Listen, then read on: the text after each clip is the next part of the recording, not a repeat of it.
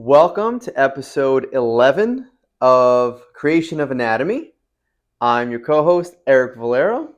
I'm your co-host, Sarah Holcraft.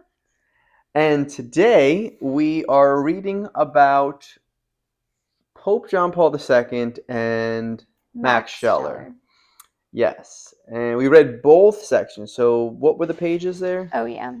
We're working on one book today. Yeah. Page 63 starts part 4, Wojtyła and Scheler. And we read A, Scheller's Essentialist Personalism, and B, Wojtyła's Critique of Scheler, which goes up to page 77. 77, making our way through. I think we're about like a 10% mark right now. Getting there. Almost through the intro. That's not bad. So, where have we been? Yeah, it's been a while. Our last video was when we were in California. Mm-hmm. And then California got very busy, so we didn't podcast the rest of the I know, time. we had plans with every single one of your family members, and then, or we at least planned to. We thought about it. But you know it. what? We have all of the Our future. Life. The rest of our life. Yeah, so 10 years into the podcast. We'll podcast with them. And then we got back from California, and life hit us. Yeah, I mean, August, you know what? We worked together for the first time. We did. Mm-hmm. We had trails, which was fun. Yes, it was. That was stressful. That was a great couple week. Days, though. We were running on low sleep. Yeah, I don't know. Sometimes I thrive on those days. I was worried, and I was just like, I remember Monday when we had that red eye, and then we got off the plane, Ubered back here, and went right to trails. I really, up until the moment that Debbie walked out of the woods, I was like, there's no way we're actually doing this. I was like, there's no way. We're going to go back home and we're going to take a nap. We can't. We did it. But we did it. That was the day, and she put me right to work. She's like, all right. Go look for trees. Go get a tree to put the rope swing on. Yeah. Oh, my goodness. But you know what my favorite part of that week was? So for those of you who don't understand what we're talking about, we were helping with an outdoor camp. Mm-hmm. And you specifically are very versed in rope swings and in building them. And so you basically spent the whole first these aren't run-of-the-mill rope swings. These are complicated. No, so complicated. You need 30 a harness feet and tall. everything. Yeah. But the third day that we were there, some lady was hiking by and she saw the kids fishing and us setting up the rope swing and everything. And she called out to us like... She nailed it. Yeah, she was like, this is great. This is exactly what summer should look like. Yep, it is. And it made my day. It made my week. It made my summer. I was going to say, it made all of our efforts worthwhile. Yeah, just the entirety, like, I felt like summer was busy, maybe too busy, but I felt like doing the camp, although it was such an extra thing that we didn't have to do. I was just about to say, yeah. It was one of the best parts of it. It was one of the only times during the summer that I felt like it was summer. Yep. Yeah. I agree. It was one of those things where it almost feels like when you're planning your summer in advance, like, oh, do I really have to do that? Right. And then I think some of those things are some of the most fruitful things. Mm-hmm. And yeah, that's why, like, it's tough to know. That's why, we were talking about the tiny experiments. Yeah. Is that's why you make tiny experiments, because you don't know what's going to be fruitful. Yeah. And you don't want to take something out that might be fruitful. Yeah. I mean, even today, I was helping with a retreat today for high school girls, and I didn't know any of the girls who were going, and I didn't have any relationship to the church that I was at or anything, but it was still like worth it to do. Yeah. It still was fruitful in my life and as a part of my summer, and I'm glad that I did it. Yeah. Yeah. So that's where we've been. Trails, and then But we're right back into it. Don't worry, yes. everybody. Yes. So, do you have any opening remarks on Scheler here? Because he got really deep into consciousness and value and happiness. Yeah, you're gonna have to start us off with the first section because I don't have my notes. Your notes on it, yeah. Yeah. So he really went into a description of consciousness, and I think he lays the ground for a more modern approach to this idea of consciousness being kind of like, I mean, to be honest, what would the rest of the world be without consciousness? You know, like what does it even mean for there to be like anything in reality if there's even your own consciousness, like without that, right? I almost think that the entire universe almost seems as if God's creation is dependent on our consciousness, right? So what I was saying is, it seems as if he kind of laid the grounds for the newer ideas of something called panpsychism. Okay. And panpsychism is he Scheler used the term substance, which is interesting because consciousness as a substance sounds like ectoplasm or something like that in Ghostbusters. Like what does that even mean? You know, like consciousness as a substance. But I think what he's referring to is that it is, so panpsychism is the idea that consciousness is a fundamental attribute of physical reality, right? It's like baked into matter itself. And the whole idea is that it's almost as real as an electron is real, right? Is that an electron, like we don't exactly know what an electron is. We see the results of an electron, right? We can see what it means when like electricity flows, right? And like what that means, but we can't see electricity. We only can see the result of it, right? And I can't see your consciousness, Right. but I can see the results of your consciousness, and it becomes very apparent to my consciousness that experiencing the, like what psychologists would call the theory of mind. Okay. Right? Where I can see you having a similar experience to me and assume that you also like feel pain and don't like discomfort and probably would like to have something happy happen, you know, all of these things. And I can tell based off of the feedback only of the results of your consciousness. I have no way to, in this material world that we live in, actually see your consciousness. Right. Honestly, I'm kind of confused about Scheller if he is Christian, or because even you talking about this makes me feel like he's not really. Well,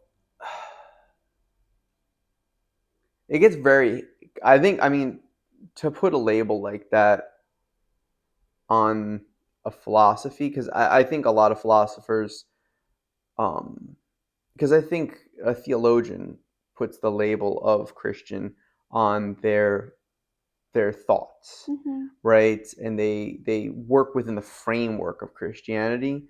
And I think the reason why Pope John Paul II is exploring all of these other um, characters in history that were very pivotal in philosophy is because of the fact that they, now I could be wrong, but it seems as if they put different parameters on Mm-hmm. and almost, well, they came up with a new result, Mm-hmm. right? So if you think of like the rules of the Christian game, like if you're going to be a creditable theologian, you have to play by the rules of a Christian game. Mm-hmm. And you can expect the fruits of that to be on par with Christianity. Well, I do find that Christians are sometimes too afraid to go outside of the box. Yeah. Because there are certain things that we know about God, and the way that what we know about God fits into our understanding makes it hard to go outside of our understanding. So it's not like we're changing what we know about God, but we could know more about God if we were to expand our understanding. Mm. But it can be dangerous to expand our understanding too much into changing what we know about God. Well, I think that's the most pertinent point, and I think that's what, I mean, you might say that being a Christian theologian within a Christian circle is like existing within a tribe, right? And then I feel like it's kind of like Pope John Paul II like packed his bags with God and set off to a neighboring tribe and interacted and see if they could bring back something valuable from the other tribe, but with God in his backpack at all times. Yeah. Right? And it's almost like God would be his sword if those people were ever try to like take away his tribe. Right? But recognizing that everyone has, like, if they have a truth, then they have God. Yes. Somewhere in the midst of them. Yeah, you're right. Yeah. Yeah, so I think the idea of, well, because I mean, it goes into there should be no rock that should not be unturned if God created everything, right? So that doesn't mean that you should be curious, because I think curiosity can definitely go down a very dark path. And you always have to wonder why you're going down that curiosity. But I think that truth, and when you're seeking truth, I think it's funny. I was just watching this today. There's this very heated debate. This is not something that gets much publicity, but in the science world, it's a pretty heated debate by this guy, Professor Dave, right? And no last name, Professor Dave. I think his last name's Farina. Okay. And this chemist, Dr. Tor, right?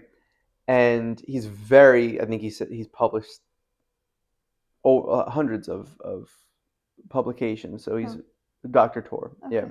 And they had a debate, and it was very interesting because I was watching the debate, and Professor Dave was a little unprofessional. Dr. Tor was very heated. Okay. Which is different, right? But if you saw why each of them was doing what they were doing, it was very apparent. I mean, so Dr. Tor, he's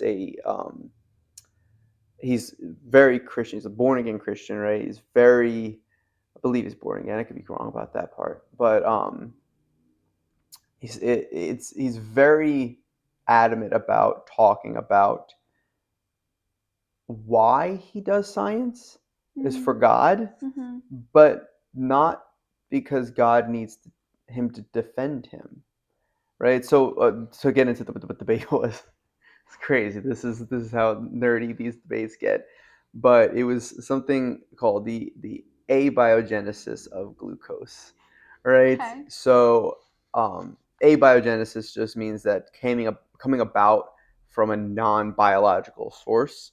Because if you think about it, all sugars come about from plants pretty much, right? And there's a chicken egg situation. Like plants need sugar to replicate because they need ribose specifically and deoxyribose in order to copy their genes. Right? So the idea is okay, that's fine, right? So they use sugar to make copies of themselves, right?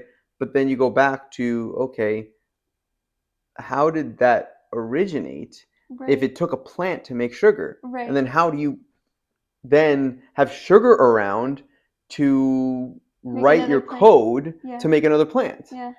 And so that's the argument is what came first? Yeah, so the reaction that is theorized, it's not seen in any kind of natural setting right now, it's called the foremost reaction.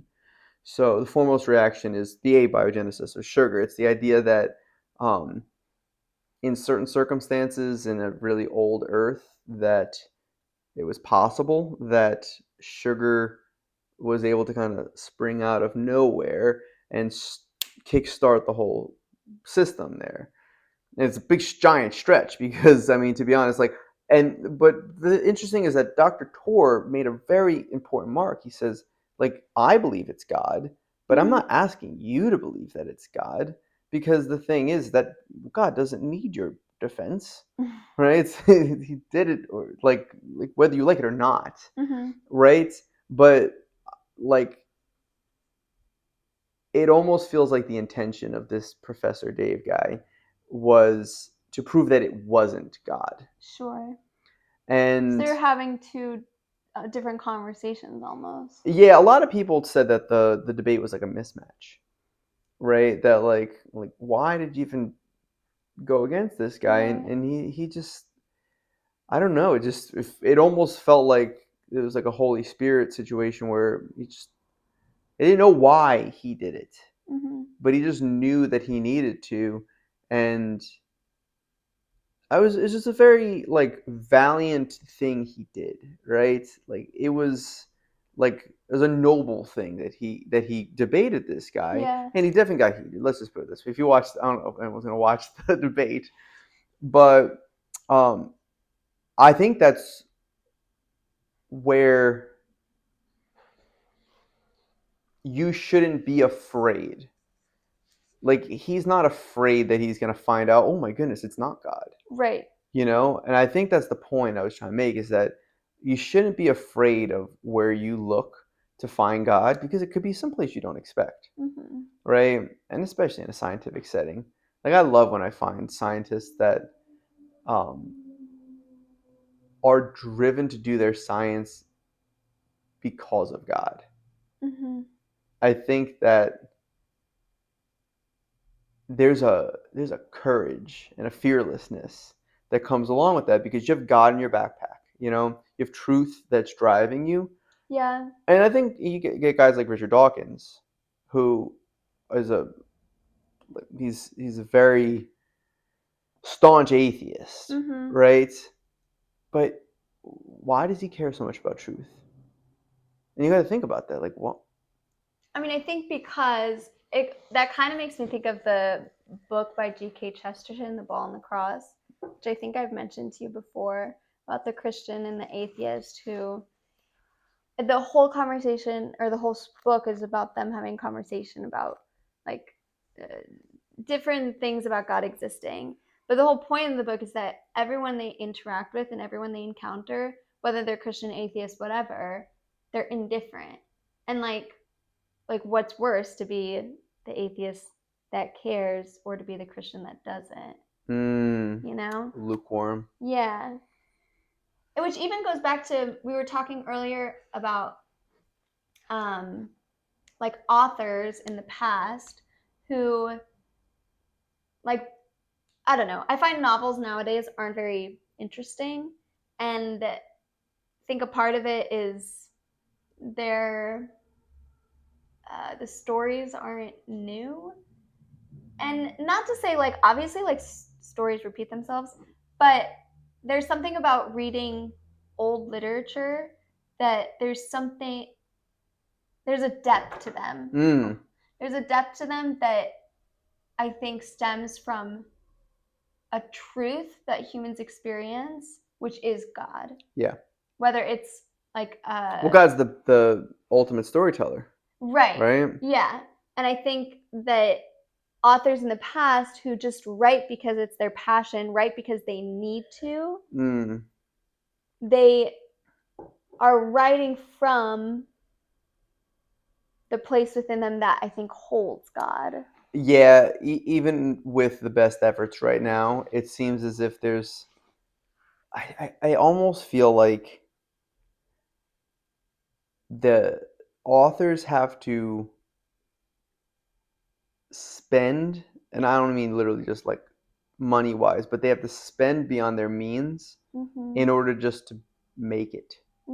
Right? And they have to live beyond their means in order for them to potentially even regain that back. Is that there's such a threshold right now, I think, between like a nobody author and an amazing author. But that's like the martyrdom of authors, is that they would just write what they knew they needed to write. And like a lot of them didn't get rich off of it or anything. No. Like now their books sell amazingly, but when they were writing at the time, like it was something that either people weren't interested in, people weren't literate enough to read, or was actually something too scandalous that could be like publicized. Sure, yeah, those are all versus now, like limiting you're factors. right, like people, I think people write and they need to make it profitable, and so they have to compromise. And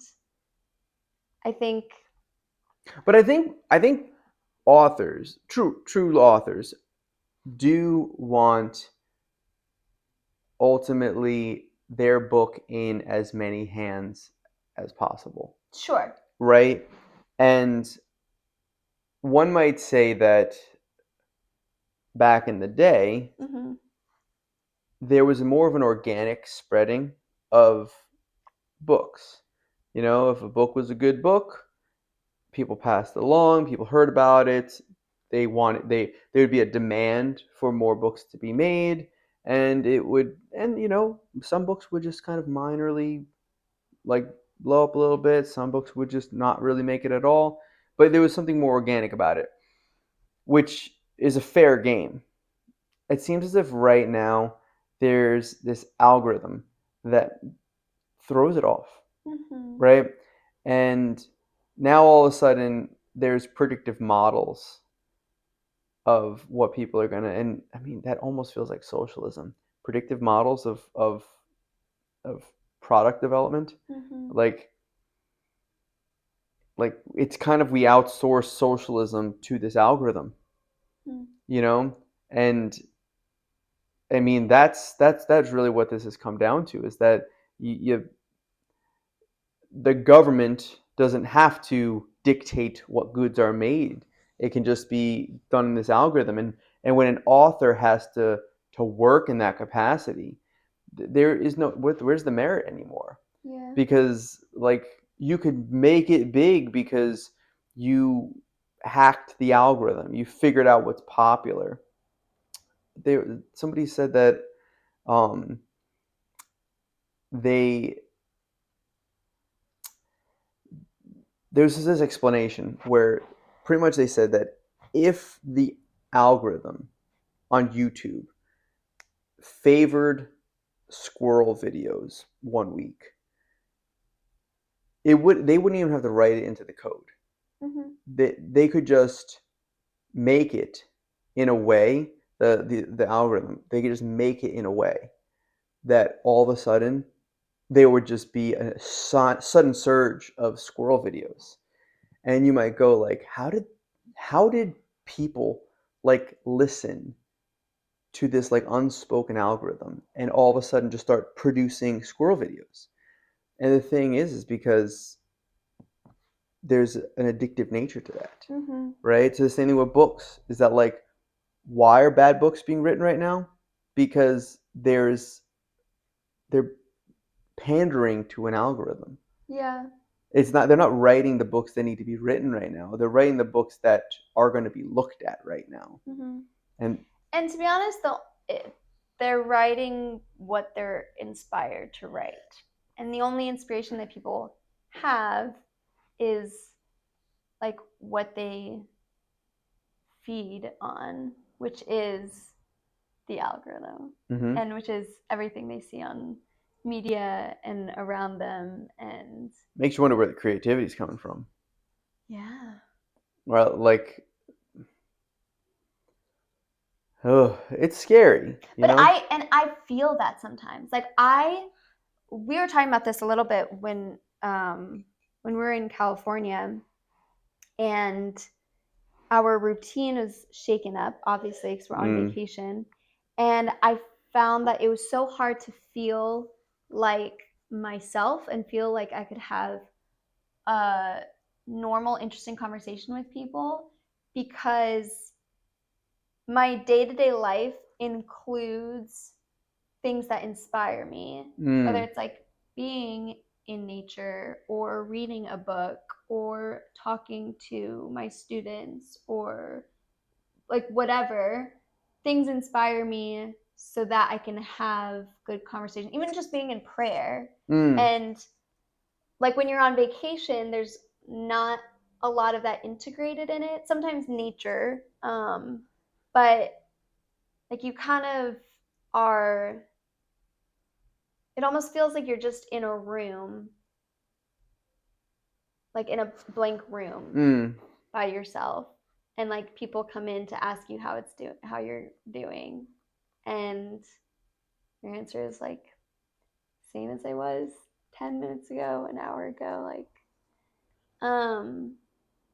but I think that people experience that on the day-to-day because they don't implement times where they can be inspired, like going outside, like just experiencing something new. Yeah. And people don't like newness, or I also think people don't look at the right place for newness. Right. Because that's why I think people want so much novelty in their life. And it's the same situation, is because it feels as if there is this nagging voice telling you, you ought to be doing all these novel things. Like, why aren't you experiencing this? You're having FOMO because you're left out of this experience. And the thing is that is one level of analysis to find novelty, right? Is that, I mean, I find that I think it's the uniform. Like, I don't know if you'd call this what do they call those? Paradox, right? Where when students are forced to wear a uniform, force is probably hard, but you know what I mean. When they're at a school where they wear a uniform, mandated, it kind of counterintuitively brings out their novelty, right? Yeah. And then, I mean, to be honest, like I find I've worked at a school where there was uniforms, and I worked at a school where there wasn't uniforms, and I find that the way that children express themselves when they wear uniforms is so much more authentic and vibrant. And you know what happens when they don't wear uniforms? They come into school wearing a uniform because they are just all wearing the same thing. Yeah. Right? They all look the same. They all look kind of sloppy, pajamas, t-shirt. Yeah. And it's like, wow, like these kids are all wearing the same thing, and these are the ones that are repressed and can't express their creativity, and you have all the freedom to express your creativity, and you chose plaid pajamas and a plain white t-shirt. Wow, right. That's an amazing expression of your creativity. And even as a teacher, I find that naturally I like that they're wearing uniforms because I have to seek out what is different about them, versus on their dress down days, it's easy to just associate like, oh, that's the kid who wears those shoes, or that's the kid who, like, he must. You guys have dress down days? Yeah, we have dress down days. That would never happen at my school. No? Never. They all get to dress down for their birthday. Oh, really? Yeah, so you know whose birthday it is. Or sweet. They just forgot their uniform, but doesn't happen. We used to call them tag days back in the day. What does that stand for? I'm not sure. I don't even know if it stands for something. Oh. It was $1. Oh, you would pay to dress down. You can do that on special days. Yeah. All right, you ready to get back into this this reading? Don't forget about Scheler here. Okay, so he went very deep into the imitation of Jesus, right? Yeah. And how there was kind of a lot of philosophy talk, but it was very much of value coming from, or does value start things off as far as our ability to experience happiness?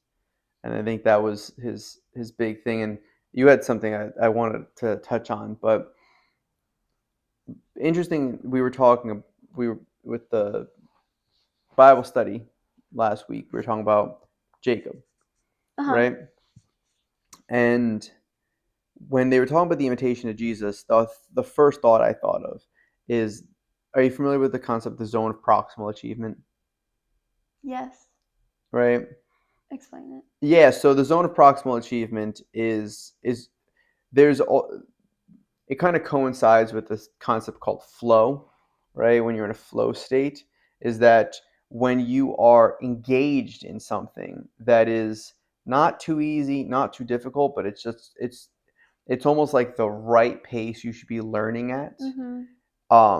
It's what teachers aim for. It's what teachers aim for, exactly. And I think it's what students thrive in. And it's when you don't even notice time. Time just like whizzes by because you are just in it, right? And I thought of that like Jacob's ladder, right?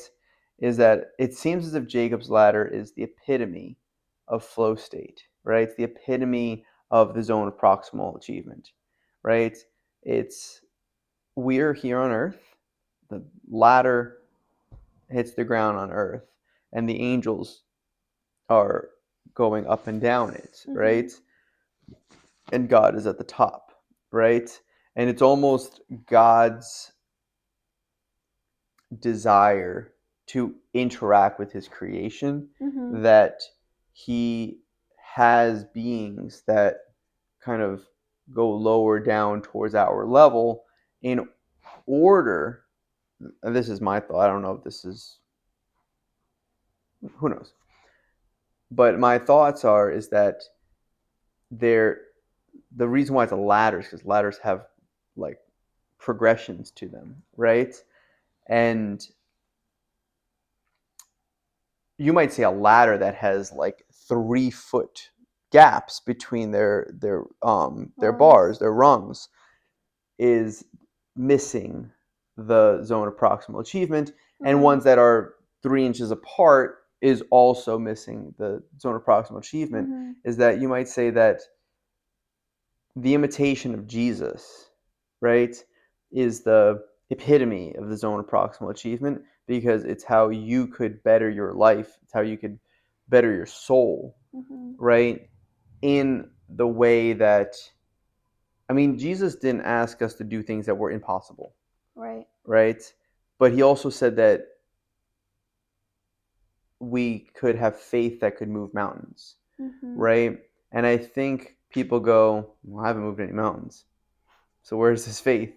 And the thing is, I think the point that was trying to be made, the point that is I take from it at least, is you have no clue what you'll be able to do, but you do have to imitate him to go through those steps up Jacob's ladder, if you will.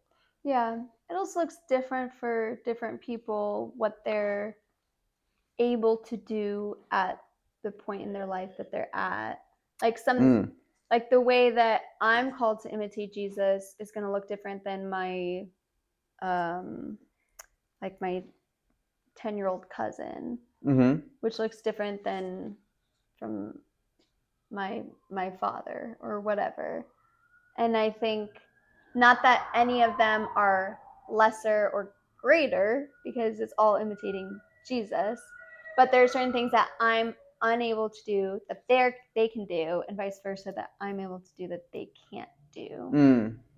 And so, like, no, Jesus doesn't call us to do anything impossible, but I think there's always like growth to be made, which is the point of proximal achievement, is that like it will, like, you're not going to stay, like, what you can achieve isn't going to stay in this circle, but as you achieve, once you can achieve this and it almost becomes easy for you, then you can move on and achieve something else. It's kind of like battleships, right?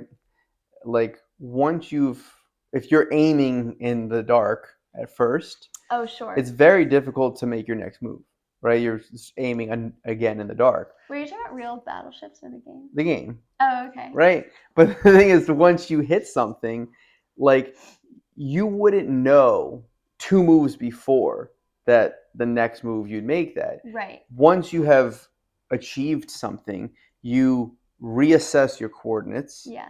And then you make your next step. But the thing is that it's a step that you wouldn't know should be made or could be made unless you've achieved something. Right? You have to reassess where you're at, which is why I think the tiny experiments thing is so important, is because like take a step first. And then, like, I think so many, that's the antithesis of the large experiment, right? You get a lot of like failure to launch kind of guys, where the reason why, if you ask them, why have you done nothing in your life, they go, I have huge goals. I have massive goals. I'm working on them. And it's like, maybe they're too big for now. I mean, maybe that's a long-term goal, sure, but like, where's your smaller goals? You know, like maybe that long-term goal is not really where you're supposed to be. Right. And maybe it's nice to aim at in the general terms. Yeah. But like, do a smaller goal and see where you're at there, and then like look around. Where can you go from there? Because the path is clearer than it was before you achieve that goal. Yes. I find, at least for me, that when God calls me to something, that I can be so certain he is calling me to this thing, and he probably is, but I think that he is only calling me to this thing so that I can take this small step, which can lead me to the thing that he actually wants to lead me to.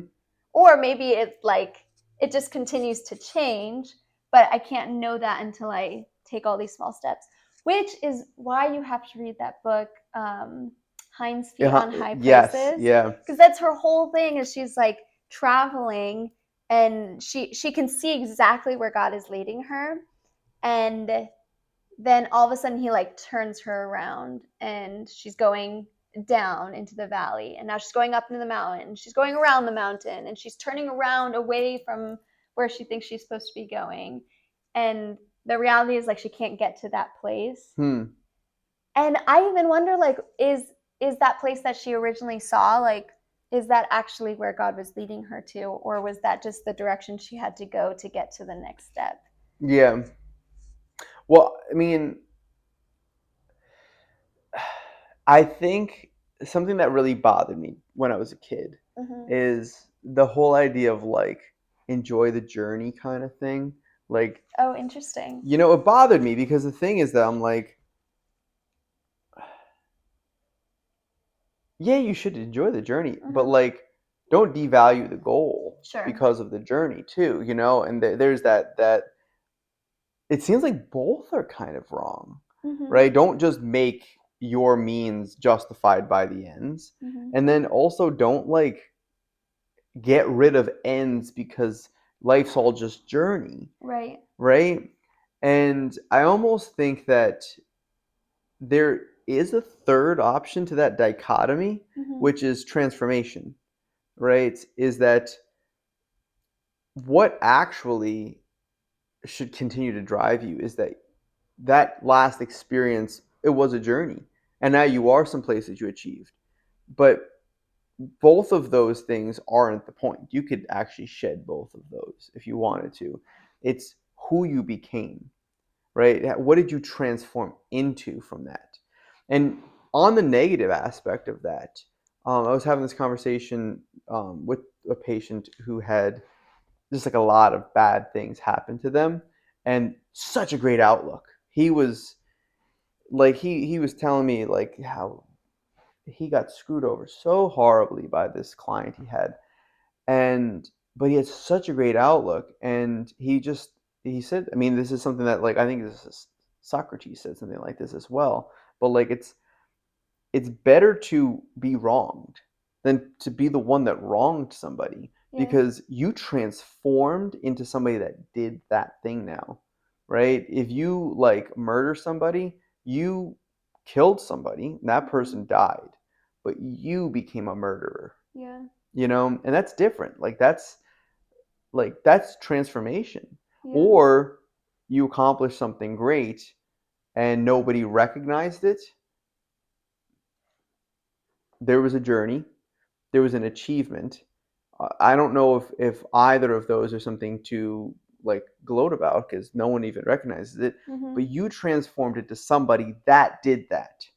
I think some of the greatest graces that I've ever experienced and ever seen other people, like when they share these things with me, it's such a gift, is to be able to recognize that, to first of all be able to recognize the small thing that the small things that you do that make you a worse person than you could be, to take the step and even invite God and ask in prayer to stop doing those small things, and then to watch yourself become the person who does the opposite. And it's like something small, but it's like finally see yourself be the person who can say the honest thing. Yeah.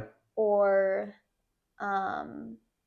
do the selfless thing that nobody sees. Like to become that person, even in a small way. Like obviously it doesn't completely rid you of that vice, but there's so much hope in that. Yeah, and it's funny you say become the person that does this, as opposed to just saying to start doing this, right? Yeah. Because there's, I don't even know, this is just something I've hear in certain circles, kind of like these like word police people, where like they have to kind of correct you. Oh, you mean person with this or something like that. Oh, it's like, okay, maybe I don't mean that, but thanks. I think it's almost always like when somebody, if you call somebody like, oh, you're a like a I don't homeless.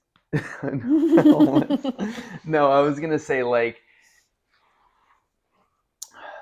you're an inconsiderate person. Oh, Right? sure. If you say that to somebody, right, that's the negative thing, right? And no one wants to be labeled the inconsiderate person. Yeah. And then the word police would say, you mean a person who's being inconsiderate. And I'd rather own up.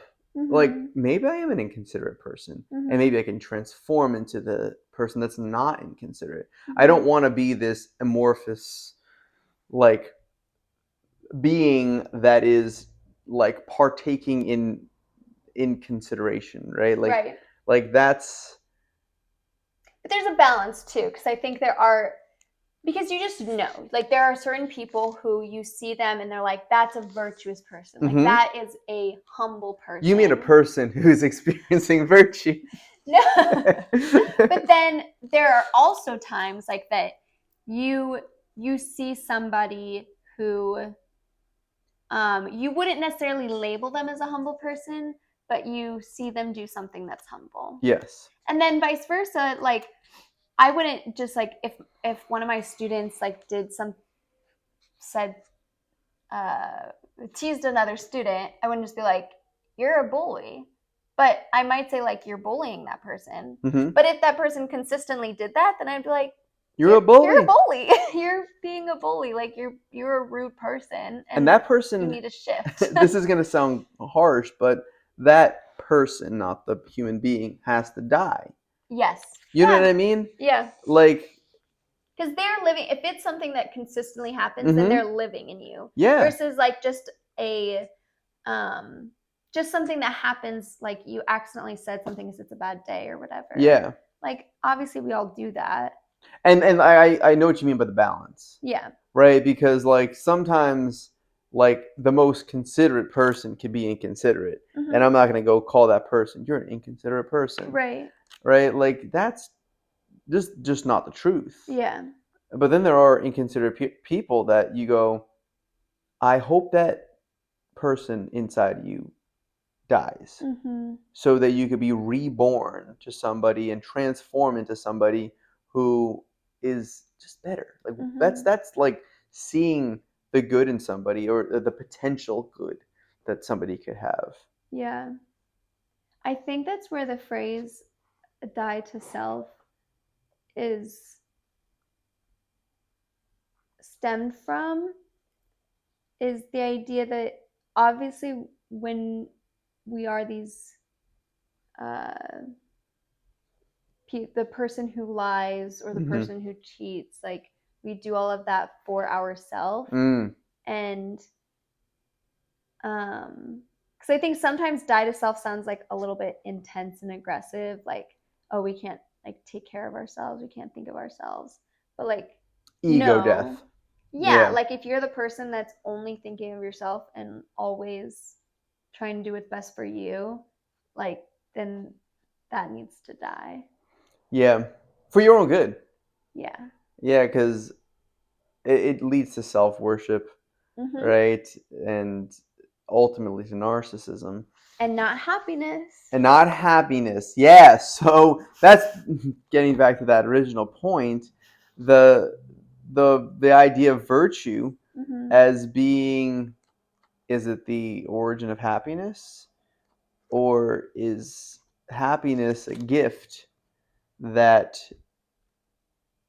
it seems as if it's a gift that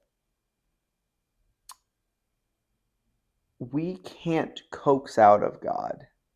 Happiness. It doesn't exactly seem as if there's a recipe to happiness. Right. I think that we can sustain it for longer than people let. Like, I think this is funny actually, because the priest who was talking earlier today was talking about how happiness is fleeting, which is true.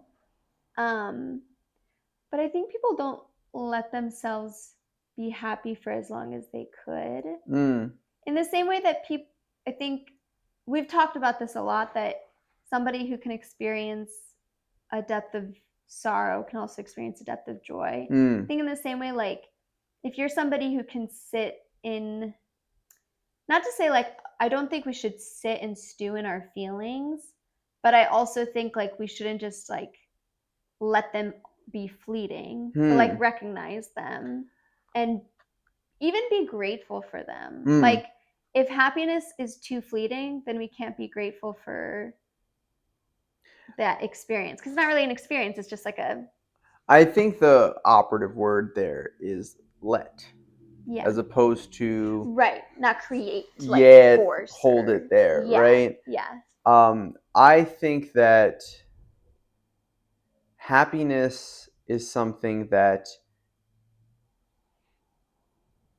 can be maintained through the practice of making something sacred, right? Is that, I mean, let's just put it this way, like you can, maybe this is kind of like bringing it back down to a very specific level, but like someone could ruin a joke, right? And like it almost feels as if like if you see your opportunity to ruin a joke and you don't, on a certain level, you're holding the conversation you're having sacred, right? Because I think like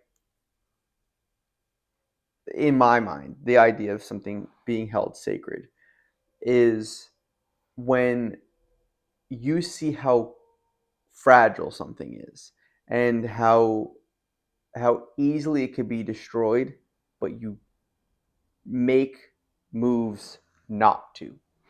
Or even to encourage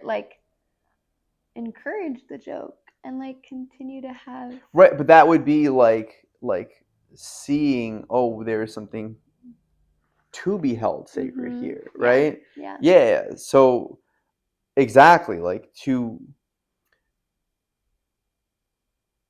if you were to ruin the joke, like you prematurely ripped the happiness, which is sacred. Happiness, like I think, I don't even, that happiness is a weird word. Happiness feels like, I don't know, drugs. Like people on drugs are happy, right? That's nothing something to strive for. I don't think people on drugs are joyful, right? Like that's a little too crazy here. You know what I mean? Like I don't think anyone would say like that's what they're experiencing, like joy. Like I don't know, like this may be getting into semantics, but like I see No, a I big think difference between happiness and joy. there is a difference, but I think joy, because we're called to be joyful always, and I think that's where joy and happiness, like, well, happiness is a gift that can be abused. I think joy is a, a gift that can only be received. And so people who are abusing happiness and pleasure, they can't experience true joy because they can't receive it. Yeah, they're taking it. When they're taking it. Scheler also wrote, happiness can never be a goal. Yeah.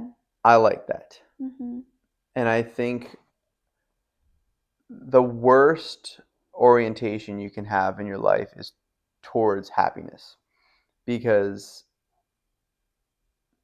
it's not guaranteed, and nothing's guaranteed, but it's really not guaranteed. It's almost guaranteed that it's not. Well, there's the other thing is that there are the neighbors, you know. But it's guaranteed it's going to be taken away at some point, right? And it's a terrible, terrible metric.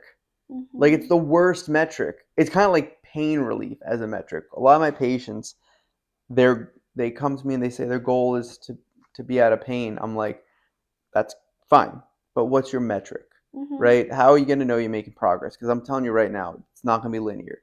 A lot of times people have issues where I'm like, there's going to be times where it's going to be more painful, but you're going to get out of this. Right. But if you think just because you're in more pain right now that that's meaning that you got to give up, like you're going to give up, right? If the goal is to be out of pain and you're getting into more pain, it's like you're going to turn away. Yeah. That's why I always say function is the better metric, right? You're gaining more function. That's something that you can see linear progression with. Happiness is like pain relief, right? You want to start a family, you're going to give up the second you're not happy, you know? And like you can't use that as your goal. Yeah. Right? Like fruitfulness should be a good goal. Right. Yeah, no, that applies perfectly to the spiritual life, the moral life. Like,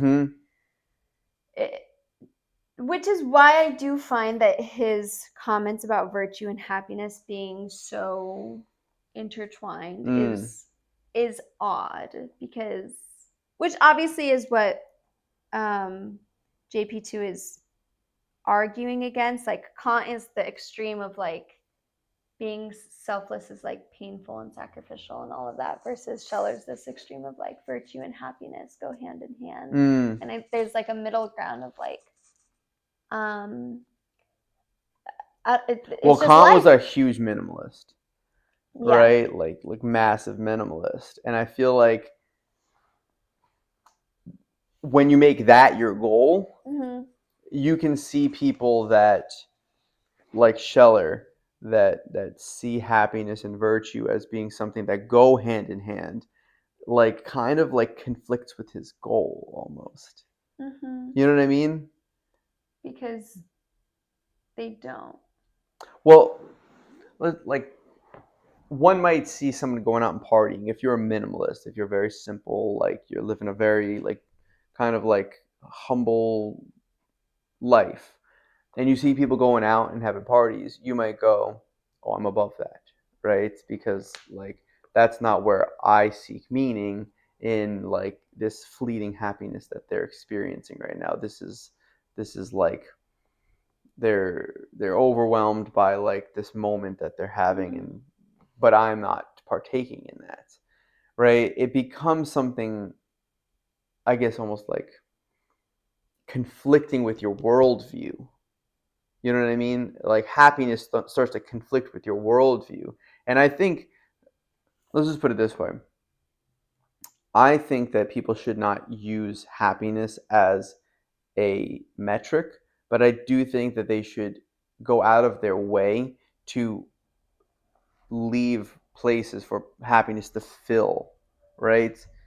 Like go places that you're going to be happy, right? And if you're Sure. not, like that's not the goal, but like you should put happiness to bump into you throughout your journey.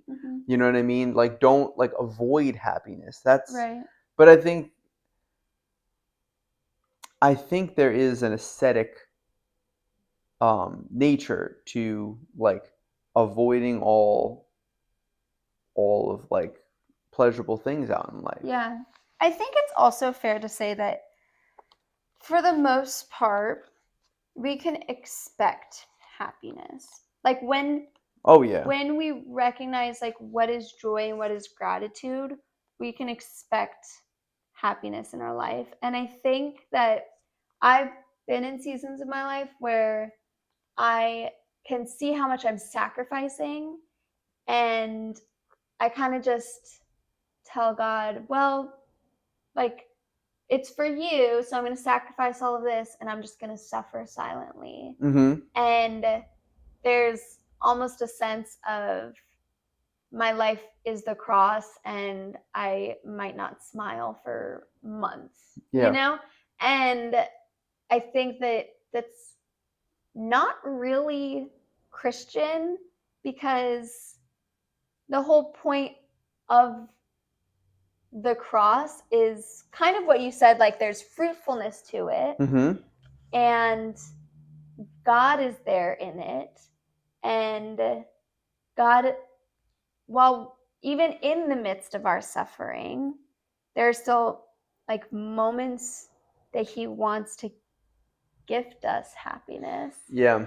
And sometimes we're so stuck in like, my life is so hard and I need to suffer and I need to sacrifice, that we don't, we almost feel guilty when we feel happy.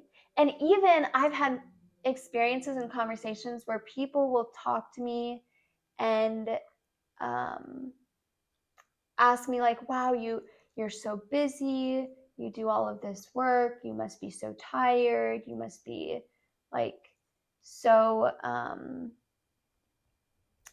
I don't know, like your life's so hard. And it almost makes me feel like I I should be feeling what they're telling me I'm feeling.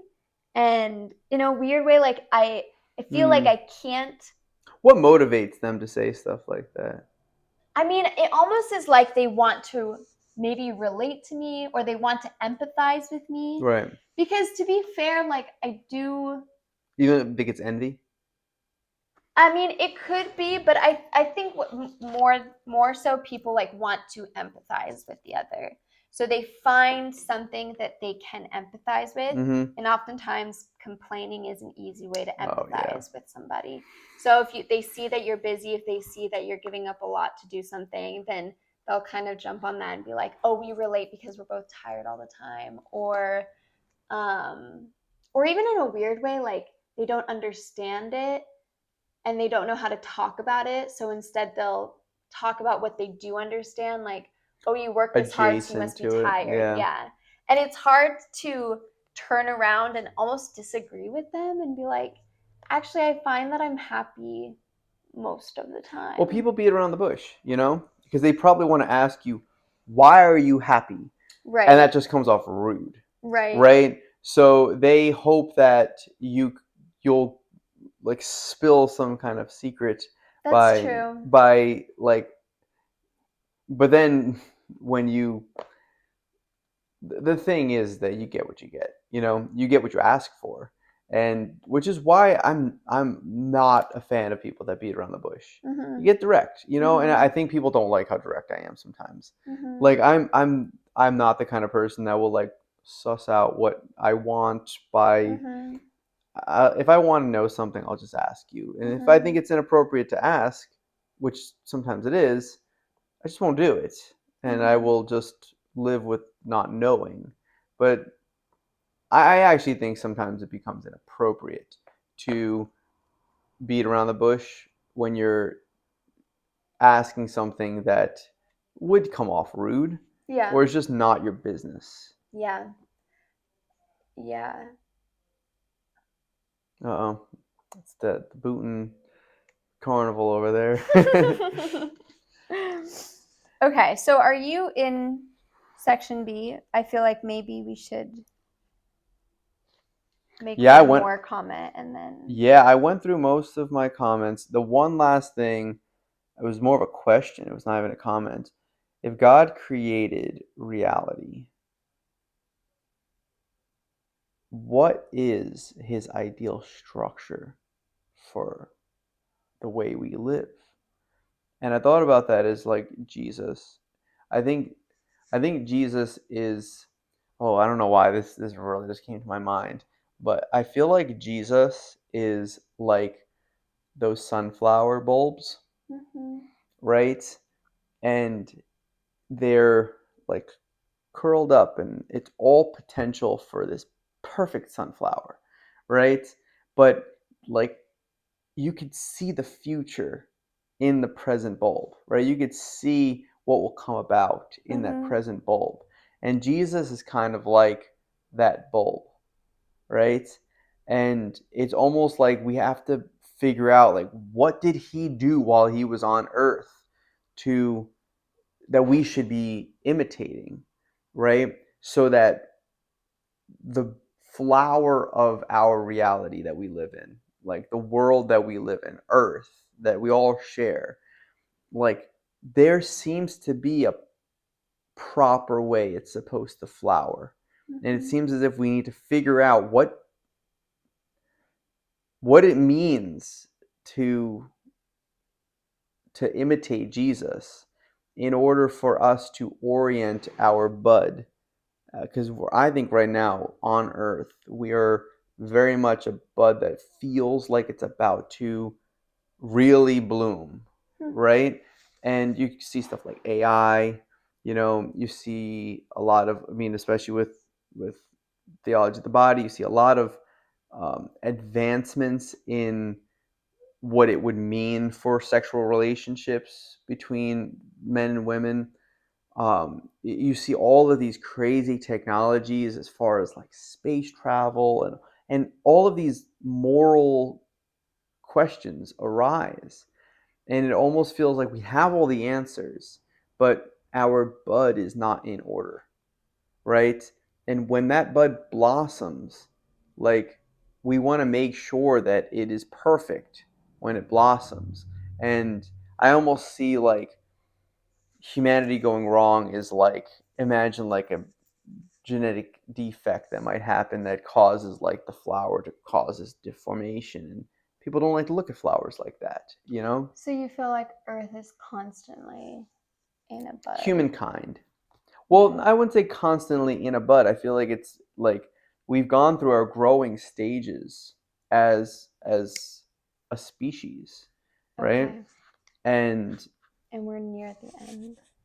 well, it feels very much. I think a lot of people can feel that there is a blossoming that is about to happen, right? All of this new technology that's coming about, I don't think of as a negative thing. I mean, to be honest, I think of all that a lot of people think that AI is something that was inevitable, right? Like almost deterministic. And like that sounds like God created it. And it almost feels as if a lot of these big technologies, because they're possible, God created them. You might say that with God, all things are possible, but with everything that is possible comes from God, right? It goes both ways. And I think we forget sometimes that, like, AI, right, is everybody's, oh, I want nothing to do with AI. It's going to take over the world. It's going to do all these horrible things. It's like, but it's definitely possible. And mankind made it, Mm-hmm. right? And it's very esoteric because we really don't understand its nature. But it does seem as if there, and that's what Pope Leo kind of set out to do, is to figure out what are the moral imperatives behind Right. What is it AI. here for? What is it Yeah, supposed to what's it do? exactly? Yeah. And I feel like that's why I asked that question, like, what is that ideal structure, right?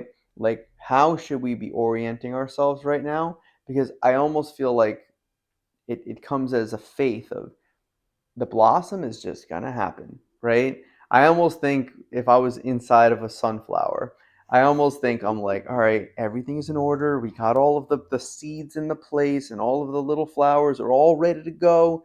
And then it just wakes up one morning and it's just like, you know, and it just goes, and it has that faith that it set it up correctly. And that's how I see what we're supposed to be doing right now with all of this, is that, like, it hasn't happened yet. The Mm-hmm. launch hasn't happened yet. But, like, we have to orient ourselves in a way right now that when the launch happens, it happens as perfect as Jesus says that his Father is in heaven. But don't you think that when the flower blooms, that kind of feels like it must be it? Like, because it can't be bloomed for long. Well, I mean, to be honest, I don't know how to fathom what's beyond the blossom. Mm-hmm. You That's know? good. Right? I don't know. I mean, it's the same thing about, like, kind of fathoming what's beyond death. It's like, Right. who am I to make a comment on that? I mean, who is anyone to make a comment on that? You know, like, what is a relationship to infinity even mean? Mm. You know what I mean? Like, what are you going to be like in 1 trillion years? I don't like to think about it. You know what I mean? I don't like to think about how wrinkly and gray I'll be. Yeah, you'll look beautiful at 1 trillion. You won't even look a day above 1,000,000. Any closing comments here? um, my closing comment. I want to read this on page 73. This statement by Friedrich Schiller. Mm-hmm. Gladly would I serve my friends, but unfortunately I do it with inclination, and so I am much distressed that I am not virtuous. There is no other way. You must seek to despise them, and then do with disgust what duty commands. I had this experience maybe a couple years ago. I think I had the experience earlier, but it became very clear when I was working at the special education school, Mm-hmm. and I loved it because it was so outside of my comfort zone. And I find that if I'm outside of my comfort zone, it feels like I'm doing the right thing and I'm growing. And then at some point, I started to feel comfortable in it. Mm-hmm. And I was like, maybe I'm not doing the right thing anymore because You it's, crave growing. yeah. And like it's comfortable now. So if it's comfortable, then like maybe, and this is exactly what he's talking about. He's like, oh, I love to serve my friends, but if I love it, then maybe I'm not being a virtuous person because I'm doing something that I love.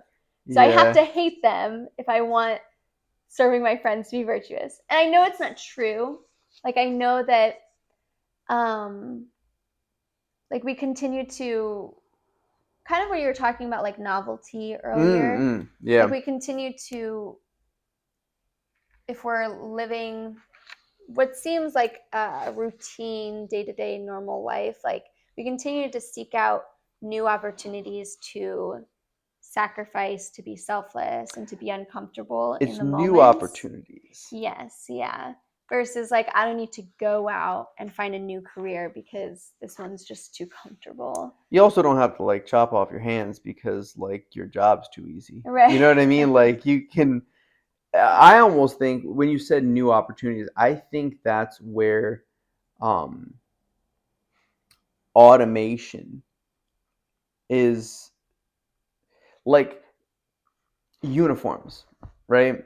I think the reason why kids are able to express themselves better while wearing uniforms is because there is a lot of things that you just want to automate, like put the tie on, put the sweater on, put the, you don't want to think about it. you don't want to think about it. And then all of a sudden, what probably clogs up the cognitive space that a kid has throughout the day is getting clogged up with picking out clothes. And like other kids are not having that clog up, right? So they can go and make more sacrifices where you can't expect as much from other kids. Yes, yeah. No, that's true. I find that once God has stretched you to a certain point, he doesn't just stop there. He's going to He continue keeps to stretching. stretch Yeah. you. Yeah. And the same thing with his friends, right? Right. Is that if he feels as if he's enjoying his friends, yeah. do more for them. Yeah. I don't know. Like that sounds like the obvious thing right there. Yeah. Stretch yourself a little more. And also, obviously, lives continue to change. Like maybe in this time of my life, it's really easy to serve my friends. But maybe next year, like my friend lives across the country, or my friend is pregnant, or my friend is sick, like whatever. And so how we serve our friends and love our friends is going to look different. And like that's where, when it was easy, it makes serving them in those moments all the more possible. Yeah. I like that quote. That was a good quote. Yeah, who is this guy? Schiller, not Schiller. Scheller. Not Scheller. Don't be confused, everybody. Well, next time. Yes, what are we reading next time? I don't know why I closed it before saying it. An overview of Utiwa's concerns. We're going to talk about his. Oh, this is long. No. No? There's like a few different subsections to it, right? Oh, yes. Yeah. So we'll probably read A and B. Yeah. Sounds good. Well, join us next time for episode 12 of the Creation of Anatomy podcast. I got nothing left. I couldn't tell